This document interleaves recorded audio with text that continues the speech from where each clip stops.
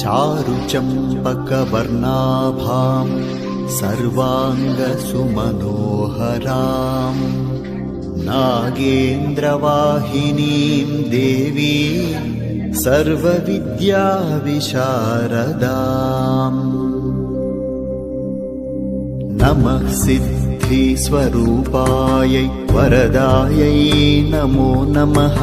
नमः कश्यपकन्यायै शङ्करा चारुचम्पकवर्णाभां सर्वाङ्गसुमनोहरां नागेन्द्रवाहिनीं देवीं सर्वविद्याविशारदाम्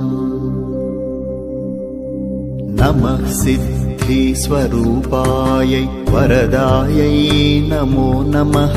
नमः कश्यपकन्यायै शङ्करा